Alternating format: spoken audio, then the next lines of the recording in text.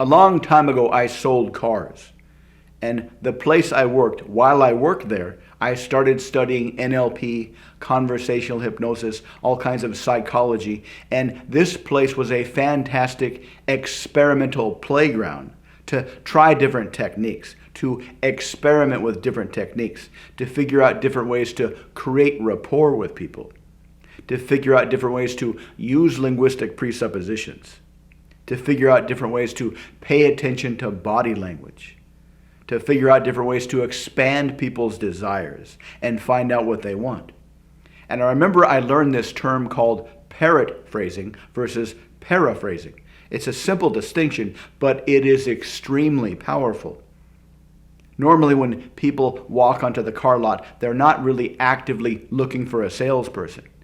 They kind of want to be left alone while they look around and kind of figure out what they want.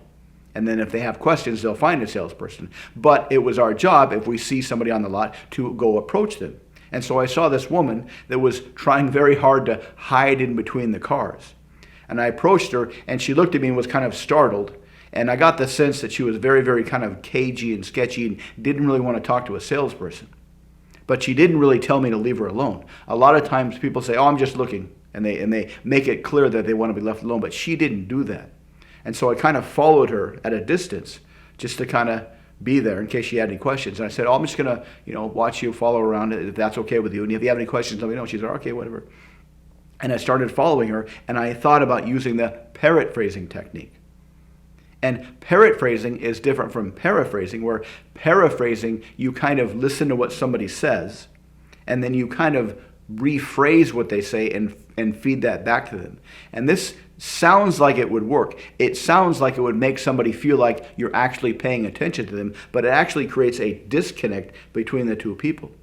I had another sales job once, and we would go out, knock on doors all day, come back, and you would talk to a sales manager, and he would ask, how was your day? And you would explain it. And I was having this conversation like that with a sales manager, and the things that I was saying, he was repeating them back to me, but he was using different words, and it sounded like he wasn't really paying attention. Like I would say something, and he would say, oh, it was like this. And it was a different phrase, so using different vocabulary, and it didn't really match what I was thinking. And it felt like he was just faking it. It was kind of like those TV shows or movies where the woman is talking and talking and talking, and the guy's like, yeah. And she says, you're not listening to me. And he says, yeah. And he repeats a few of the key vocabulary. And it's kind of funny because he's listening just enough to show that he's listening, but he's not really listening. This is what it felt like with the sales manager. I was saying stuff, and he was repeating back phrases that sort of sounded like the ones I was using, but they didn't really match. That's what happens when you paraphrase. But when you parrot-phrase, you repeat back the exact same words, the exact same phrases. Because when you think about it, we have these ideas that are very complex, very robust, very colorful, very detailed. But when we describe those ideas with words, the words don't come even close to doing justice to the ideas in our heads. So if you have a very complex idea in your head, and you explain it with the best words that you can, and somebody takes those words and then tries to come up with an idea in their head of what those words mean, and then they describe that idea using different words than you use, it sounds like there's a whole bunch of difference between you and them. But when you paraphrase, when you use the exact same phrases and the exact same vocabulary, it feels very familiar.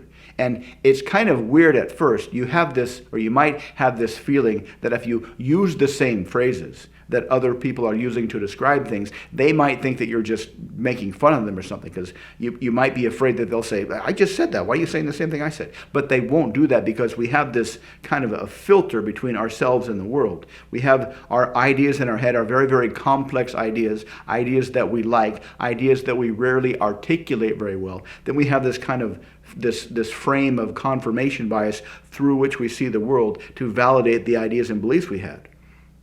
And so when we describe the ideas in our head using specific language or whatever specific language we use, we're not going to really notice if someone uses that specific language. It'll just feel very familiar. It'll feel very comfortable. And if you think about this from a kind of an anchoring standpoint, we have these vague ideas in our head, and we connect these vague ideas with these specific language words. And then someone else uses those same words, it's going to trigger those same ideas. And so if you paraphrase, if you use the exact same words and phrases people use, it'll trigger those same ideas, which will make them feel very good. It will make them feel paid attention to. It'll make them feel understood.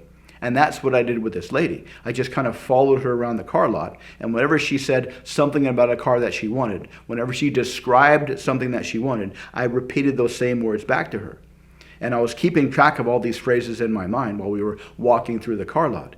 And when we finally came across a car that had all these characteristics, I said, hey, look at this car. It's got this, it's got this, it's got this. And whenever I said this, this, and this, I used the exact same phrases that she used. And this is the first time ever that I sold a car without any haggling. The normal process is when you sell a car to somebody, you get them interested in the car, they're excited, but then they look at the sticker and they're like, whoa, really, this much? I can't afford this. Can we get it cheaper maybe? And then you go inside and haggle for like an hour or whatever. But this lady didn't do that. We got to the car. I said, hey, look at this car. It's got this, it's got this, it's got this. What do you think? And she looked at the sticker and said, I'll take it. And she bought it without any haggling because I paid attention to what she said. I paid attention to what she wanted. I repeated back her exact phrases to her. And she had such a good experience that she brought her mom back the next week, and her mom bought a car for me. So this is how powerful this simple process is, this simple idea is, to parrot phrase instead of paraphrase, to listen carefully to people talk about what they want. If you're selling something to somebody, just ask them what they want. If you're having a conversation, watch the conversation, pay attention to the conversation, and whenever the conversation goes off on a tangent where they're talking about what they want, listen to exactly what they say, the words they say, and say those same words back to them. It seems very simple, but it creates a very, very, very powerful, very deep level of rapport. And if you want to take this technique to the next level, listen for any opportunities to use embedded commands when you speak to them. So if you take their phrases, and if their phrases are already in the proper form to be used as embedded commands, feed them back to them, but instead say them with command tonality. For example, let's say you're talking to somebody and they mention they're going on a beach vacation in a couple of weeks, somewhere where there's a lot of beach activities. And you say, oh, cool, what are you going to do? What are you looking forward to doing on this beach vacation? And they say, well, I'm going to try scuba diving because I've never been scuba diving before, and I'd really love to try scuba diving. So try scuba diving is something they said, and you could feed that back to them using it as an embedded command. Oh, that would be really cool if you try scuba diving. What kinds of things do you like to see underwater? What kind of things do you imagine you'd like to see underwater? And just feed their lines back to them using embedded commands, and that will have an extra effect to create a very, very deep level of rapport. And they will feel really good about the conversation, and they will subconsciously associate those good feelings with you. So listen carefully when people talk about what they want. Listen to the exact phrases that they use to describe what they want, and conversationally feed those exact same phrases back to them. That will make them feel really good. And if you can, use those same phrases in embedded commands and describe them back to them, and just keep the conversation flowing. This is an easy trick to use if you're talking to a customer. This is an easy technique to use if you're talking to somebody you just met. It will make them feel really good. It will make them feel listened to. It'll make them feel heard. It'll make them feel understood. And it will make you stand out in their mind as a fantastic, charismatic conversationalist. So check it out. Let me know what you think in the comments. If you'd like to learn more about how to significantly improve your conversational skills, improve your persuasion skills, improve your seduction skills, check out the links below. Thanks again for watching. Please like and subscribe, and I'll see you next time.